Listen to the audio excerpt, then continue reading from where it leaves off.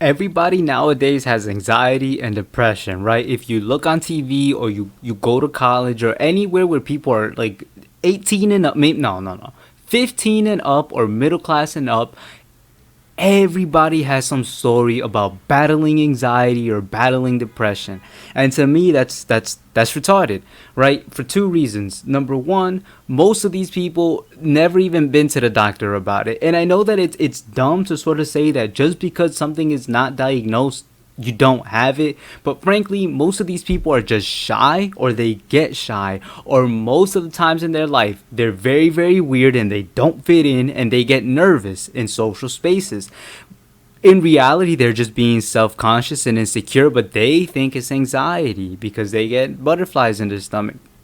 Or when people say they're depressed, okay, they got sad because something genuinely happened to them for them to get sad about, just like everybody else. So what makes you so special that now you, out of everybody else regular who's been through stuff, you have depression?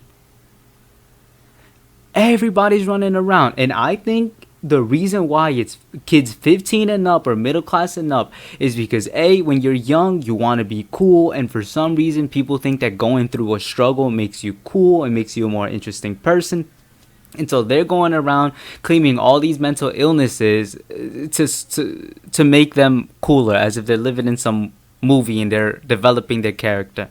And then middle class and up, because we see that they almost wish that they were poor sometimes so they could have a sob story, so they could have stories about growing up and having it rough. But because they don't, they have to, and they clearly can't say, I grew up in the hood, or they can't say, I grew up with one parent, or whatever they want to say.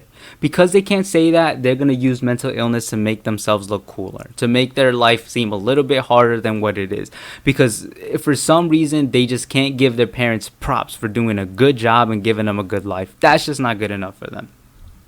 And the worst part is that we as a society almost play along. And when I say we as a society, I'm talking about the same population that goes around running around saying that they have anxiety and depression, when in reality they're probably just shy or they got sad. So that's, again, 15 and up or middle class and up. We go around sort of not checking these people when they say that, right? Somebody will be like, well, growing up, my anxiety this, or my depression that, or oh, my anxiety goes up, and we sort of just nod our heads and we're sorry for you. You check your mental health. Your mental health is your priority. That's sick, because people are gonna pretend to be something they're not, or to have something they're not, for eternity. But we as a society, we don't gotta sort of play along, especially when there's real people dealing with real mental illness out there. To me, that's sick. It's disgusting. And my theory is that we never call people out on their crap, because we're not supposed to, because it's politically incorrect, because it makes us unwoke. I don't see anything wrong with asking somebody, oh, were you diagnosed, or do you actually have it, or is that just a phrase? Like, how do you say that? Is that a saying? Like, is that what's that thing when you say a common thing? I think it's like I'm blanking out on it, but you know what I mean. Is that a saying that people say, like, oh, I'm depressed? Is that just, I don't know, some kind of weird slang for saying you're sad?